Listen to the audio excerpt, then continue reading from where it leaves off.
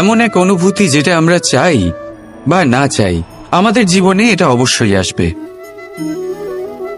আমাদের মনকে বিব্রত করে তুলবে, আমাদের মনকে বিচলিত করে তুলবে। কখনো ভেবে দেখেছেন এই দুঃখ আমাদের জীবনে কেন আসে, কিভাবে আসে? যদি আপনি মন দিয়ে চিন্তা করেন তাহলে আপনি বুঝতে পারবেন যে এই দুঃখের অনুভূতি পরিস্থিতির থেকে বেশি মানসিকতার থেকে বেশি আশেপাশের লোকজনের সাথে জড়িয়ে। কারণ আশেপাশের লোকজনেরাই আপনার জন্য পরিস্থিতি তৈরি করেন, যা ভালোও হতে পারে আবার খারাপও। আপনার আশেপাশের লোকজনেরাই আপনার মানসিকতাকে প্রভাবিত করে, হয় তাকে ভালো করে অথবা খারাপ করে। আমাদের জীবনের অর্ধেক দুঃখ এই কারণে যে আমরা তাদের উপরে আশা রাখি যাদের ওপরে কোনো আশা রাখা উচিত নয়, আর অর্ধেক দুঃখ এই কারণে যে আমরা তাদের উপরে সন্দেহ করি যাদের উপর সেটা করা উচিত নয়।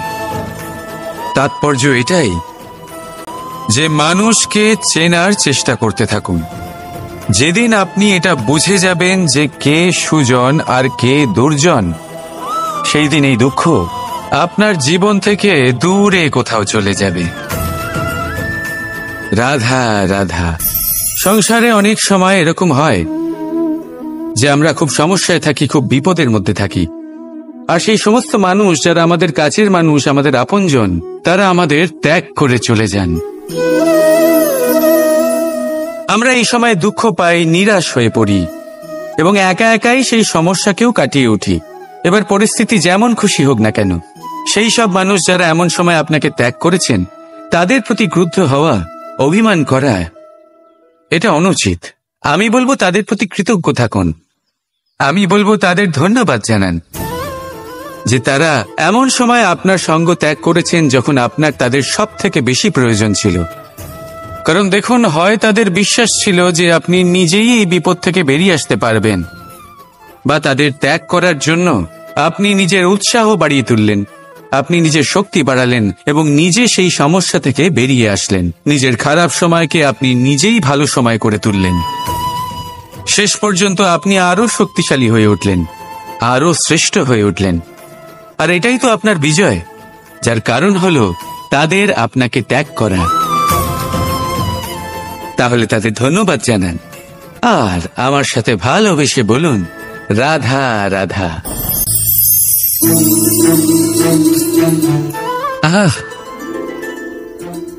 হাত পুড়ে গেল। এবার আপনি বলবেন, কৃষ্ণ, এটাই তো হবে, জ্বলন্ত কয়লা ধরতে গেলে হাত তো পুড়ে যাবেই। চলুন, এই বিষয়ে আপনি এটা বললেন। ক্রোধের বিষয়েও কি আপনি এরকমই ভাবেন? অবশ্যই ভাবা উচিত, কারণ ক্রোধ হলো ঠিক এইরকমই। আমরা ভাবি এই জ্বলন্ত কয়লা হাতে তুলে কারোর দিকে যদি আমরা ছুড়ি তার ক্ষতি হবে, কিন্তু সর্বপ্রথম আমাদেরই হাত পুড়ে যাবে। এই ক্রোধ সর্বপ্রথম আপনারই বিনাশ করবে, আপনার আনন্দ কেড়ে নেবে, আপনার শরীর খারাপ করে দেবে, আপনার অস্তিত্বকে পুড়িয়ে ফেলবে। তাই এই ক্রোধের থেকে সাবধানে থাকুন আর ভালোবেসে বলুন, রাধা রাধা। বর্ষা ঋতু শুরু হলেই পাখিদের মধ্যে চাঞ্চল্য বেড়ে যায়, আর সেটা হবে নাই বা কেন। বাসা ভেঙে যায়, বৃক্ষ ভেঙে পড়ে, প্রত্যেক পাখি তার থাকার জন্য একটা নতুন জায়গার, একটা ছায়ার, একটা ছাদের খোঁজে থাকে। শুধু একটা পাখি এসব কিছুই করে না, না তো তার এসব সমস্যা নিয়ে কোনো চিন্তা থাকে, না কোনো দরকার পড়ে। আর সেই পাখি হলো বাজ।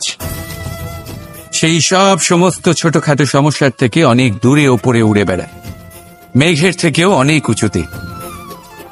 তাই এই সব ছোটখাটো সমস্যা যা আপনার জীবনে এসে থাকে, এই সব নিজের চারপাশকে ঘিরতে দেবেন না।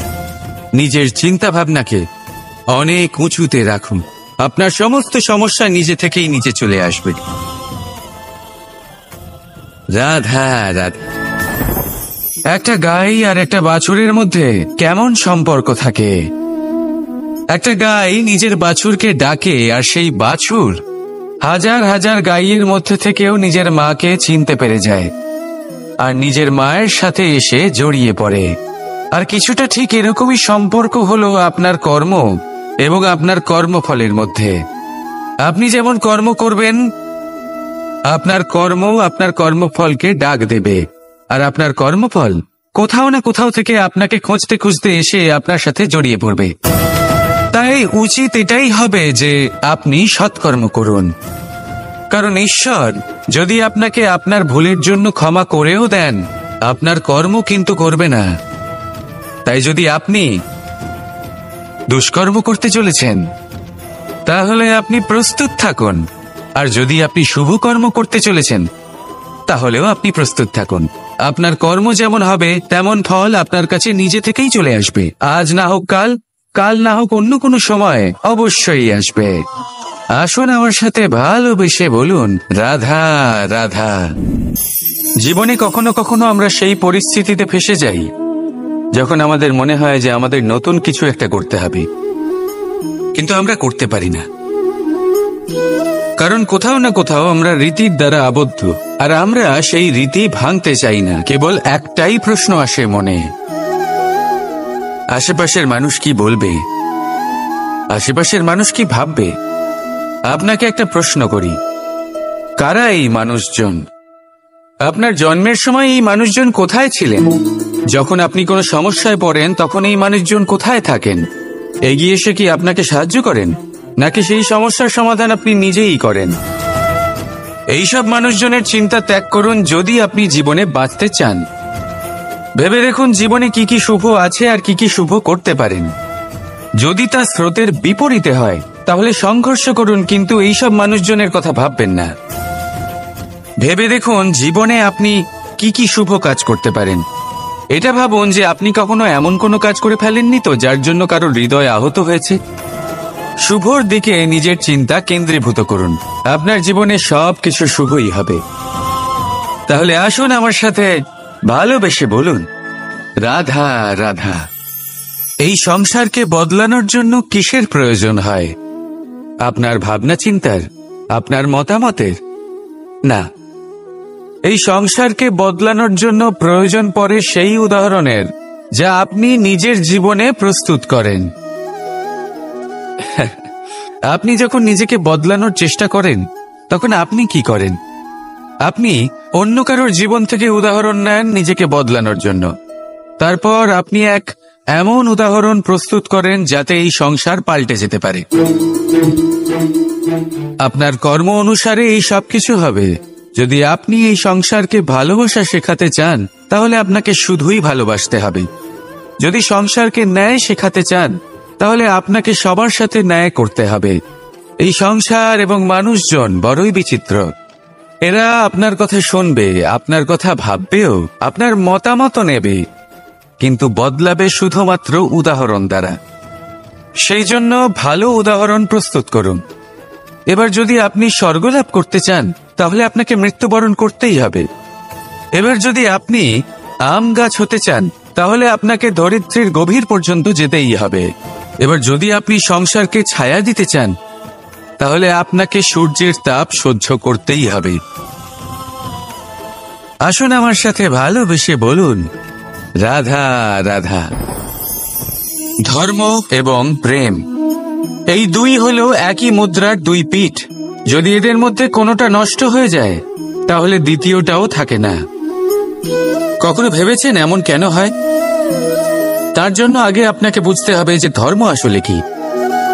ধর্ম সেটাই যা এই সংসারের প্রত্যেক মানুষকে একে অপরের সাথে সুখ এবং শান্তিতে থাকতে প্রেরণা যোগায়। এই প্রেরণার আধার হলো প্রেম। প্রেম সেটাই যা আপনার মধ্যে অন্য কারোর প্রতি করুণাবোধ জাগিয়ে তোলে, সম্মান জাগিয়ে তোলে। এবার যদি প্রেম চলে যায় তাহলে সবার আগে বিনাশ হবে সম্মান আর করুণাবোধের। এবার যেখানে না প্রেম রয়েছে, না সম্মান রয়েছে, না করুণা রয়েছে, সেখানে ধর্ম কিভাবে বাস করবে? অশুভ ইচ্ছে জাগ্রত হয়ে ওঠে, ক্রোধ জাগ্রত হয়ে ওঠে, অহংকার জাগ্রত হয়ে ওঠে, আর তারপর আরম্ভ হয় অধর্মের। তাই যা যা ভাবনা আপনার অন্তরে প্রবেশ করছে করতে দিন, কিন্তু যাই হোক না কেন এই প্রেমকে নিজের থেকে দূরে যেতে দেবেন না। এই প্রেমকে চিরকাল নিজের কাছে রাখুন, নিজের হৃদয়। আর এই প্রেম ভাব নিয়ে বলুন, রাধা রাধা। প্রত্যেক মানুষ নিজের জীবনে দুঃখ অনুভব করেন। প্রত্যেকের দুঃখ আলাদা হতে পারে। কারোর মনে এই দুঃখ থাকে যে সে তার বাবা মায়ের সব ইচ্ছে পূরণ করতে পারেননি। কেউ এটা ভেবে দুঃখ পান যে সে চিরকাল সদাচার করেছেন, সৎকর্ম করেছেন, কিন্তু তাও তাকে দুরাচারী বলে মনে করা হয়। কেউ এটা ভেবেও দুঃখ পান যে তার সামনে যে ব্যক্তি রয়েছেন তার চোখে তিনি শত্রু হয়ে উঠেছেন বা দুষ্ট হয়ে উঠেছেন, যেখানে তিনি হয়তো কোনো অনুচিত কাজই করেননি। এবার এই সমস্ত বিষয় নিয়ে ভেবে নিজের ব্যক্তিত্ব নিয়ে সন্দেহ প্রকাশ করবেন না।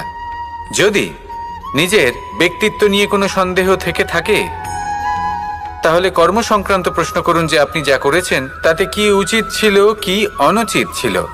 যেটা প্রয়োজন সেটা এটা বোঝার যে আপনার অন্তর্মন, আপনার বিবেক আপনাকে কি বলছে, আর আপনার অন্তর্মন আর আপনার বিবেক আপনাকে যেটা করতে বলবে শুধু সেটাই করুন। আর তারপরে এই সংসার কি বলবে, কি ভাববে সেসব নিয়ে ভাবতে যাবেন না। কারণ এই সংসার তো ঈশ্বরকেও প্রশ্ন করে থাকে, ঈশ্বরকেও দোষী মনে করে।